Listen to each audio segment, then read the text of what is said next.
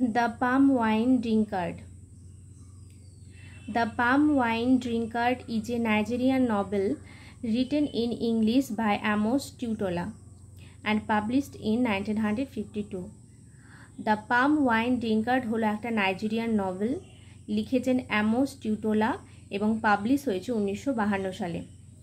It is one of the first African novels written in English that gained international attention. এটা হলো প্রথম African novel যেটা ইংলিশে লেখা হয়েছে এবং ইন্টারন্যাশনাল অ্যাটেনশন পেয়েছিল। The novel is known for its use of magical realism. এই নভেলটাতে ম্যাজিক্যাল রিয়ালিজম ব্যবহার করা হয়েছে। ম্যাজিক্যাল রিয়ালিজম কি? মানে এমন এমন ম্যাজিক নোভেলের মতো দেখানো হবে যেগুলো দেখে মনে হবে পুরো বাস্তব।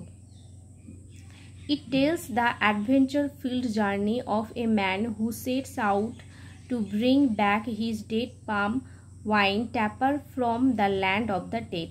মানে এখানে একটা জার্নি দেখানো হয়েছে যে মেন প্রোটাগনিস্ট সে পৃথিবী থেকে যাত্রা শুরু করবে এবং তার যাত্রার মধ্যে অনেক ভয়ঙ্কর ভয়ঙ্কর জিনিস আসবে। সেই যাত্রাটা কিসের জন্য? সেই যাত্রাটা সে ডেড মানে তাকে একজন মদ তৈরি করে দিত।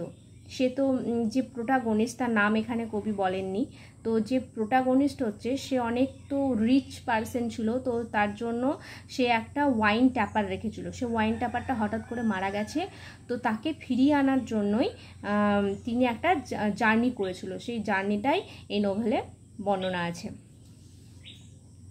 Summary. The unnamed narrator is a man who drinks palm wine all day. যে মেন প্রোটাগনিস্ট সে প্রত্যেক দিন পাম ওয়াইন পান করত। His palm wine tapper a man who climbs palm trees to collect wine die suddenly. মানে তো তাকে যে মদ তৈরি করে দিত সে হঠাৎ করে একদিন মারা গেছে। He cannot live without palm wine, so he decides to go to the land of the dead to find and bring the tapper back। মানে সে ওই মদ ছাড়া বেঁচে থাকতে পারবে না, তাই সে ডিসাইড করলো যে সে ওই মৃত্যুপুরীতে যাবে এবং সেখান থেকে ওই ট্যাপারকে খুঁজে বের করে আনবে।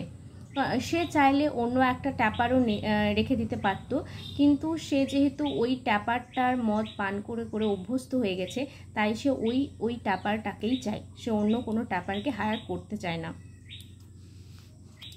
He takes magical items and lives with his wife along the way।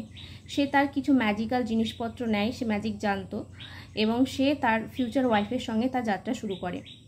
On their journeys the couple faces the school who tries to aid him। মানে তারা যখন জার্নি করে ওই মৃত্যুপুরীতে যাওয়ার জন্য, যে জার্নিটা করে সেই জার্নিটার যাওয়ার পথে তারা অনেক কিছু ফেস করে। যেমন একটা স্কুল যে তাদেরকে খেতে চায়, দ্য হাফ বডিড বেবি অর্ধেক শরীরযুক্ত একটা বাচ্চা, a town where people can vanish একটা শহরের মধ্যে দিয়ে যায় যেখানে মানুষ ভ্যানিশ হয়ে যেতে পারে, zombies witches and many magical beings, zombies witches etcetera. Eventually they reach Deads Town and find the palm wine tapper. লাস্টে কি তারা ডেডস টাউনে গেছে, মানে মৃত্যুর শহরে গেছে এবং সেই ট্যাপারটাকে খুঁজে পেয়েছে।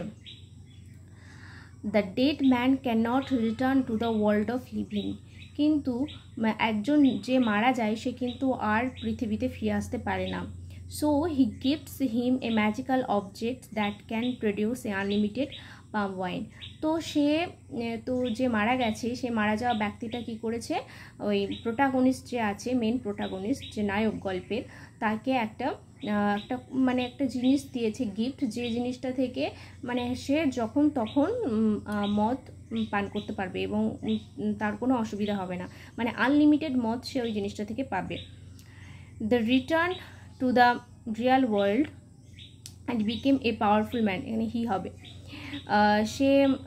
সে তার রিয়াল ওয়ার্ল্ডে ফিরে এসেছে এবং সে রিয়াল ওয়ার্ল্ডে ফিরে আসার পরে সে অনেক পাওয়ারফুল মানুষ হয়ে গেছে এবং সে রেসপেক্টেড অনেক হয়ে গেছে তার শহরে, এবং সে আস্তে আস্তে মদ খাওয়াও ছেড়ে দিয়েছে। তো এই ছিল এই নভেলের সামারি। এবার আসবো থিমসে। থিমস হচ্ছে ম্যাজিক্যাল রিয়ালিজম। এর মেন যে থিম হচ্ছে সেটা হচ্ছে এখানে ম্যাজিক্যাল রিয়ালিজম তুলে ধরা হয়েছে। spirit worlds, talking creatures and impossible events are told in a matter of fact way. তাহলে ম্যাজিক্যাল রিয়েলিজম হচ্ছে এটাই, যেখানে কিছু অবাস্তব জিনিস থাকবে নভেলের মধ্যে, কিন্তু দেখে মনে হবে যে এগুলো সত্যি সত্যি ঘটছে, বাস্তবে এরকম একটা ঘটনা ঘটছে, এরকম মানে একদম ম্যাজিক্যাল জিনিস কিন্তু একদম রিয়াল মনে হবে। তো কী কী ছিল এখানে? স্পিরিট ওয়ার্ল্ডস ছিল, টকিং ক্রিয়েচার্স ছিল, আর কি কিছু ইম্পসিবল ইভেন্টসও এখানে ছিল। লাইফ অ্যান্ড ডেথ, জীবন এবং মৃত্যুর কী থিম আছে? The story explores the boundary between the living and the dead. এই স্টোরিটা এক্সপ্লোর করছে যে বেঁচে থাকা এবং মরে যাওয়া এই দুটোর মধ্যে একটা বাউন্ডারি আছে। যে মারা গেছে, যে ট্যাপারটা যে মারা গেছিলো, সে কিন্তু আর পৃথিবীতে ফিরে আসতে পারেনি, কারণ একটা বাউন্ডারি আছে, যে একবার মরে যায় সে আর ব্যাক করতে পারে না রিয়েল ওয়ার্ল্ডে। Identity and power, the protagonist, এখানে টার্নস হবে, the protagonist turns from the drunk to a wise and powerful leader. মানে প্রথমে যে প্রোটাগনিস্ট ছিল, সে প্রথমে ছিল খুব ড্রাঙ্ক পারসন, খুব রিচ কিন্তু খুব ড্রাঙ্ক ছিল, সে প্রচুর মদ্যপান করতো। কিন্তু সে যখন একটা জার্নি করলো, সে জার্নিতে অনেক কিছু অভিজ্ঞতা সে পেলো, যেখানে সে বিভিন্ন রকম ম্যাজিক শিখলো, অনেক কিছু শিখলো একটা জার্নি যখন সে শুরু করলো। তো সেখান থেকে সে যখন ফিরে আসলো, সে ফিরে আসার পর সে অনেক কিছু এক্সপিরিয়েন্স করলো এবং তার সে সঙ্গে ওয়াইজ এবং খুব পাওয়ারফুল লিডারে পরিণত হলো, এবং সে যে আগে খুব মদ্যপান করতো সেটা আস্তে আস্তে সে ছেড়ে দিল। Conclusion, the palm wine drinker is more than a adventure story. মানে দ্য পাম ওয়াইন ড্রিঙ্কার হলো একটা adventure story. It is celebration of celebration of African tradition, identity and imagination. মানে এটা আফ্রিকান ট্র্যাডিশনকে সেলিব্রেট করে, আইডেন্টিটি অ্যান্ড ইমাজিনেশন।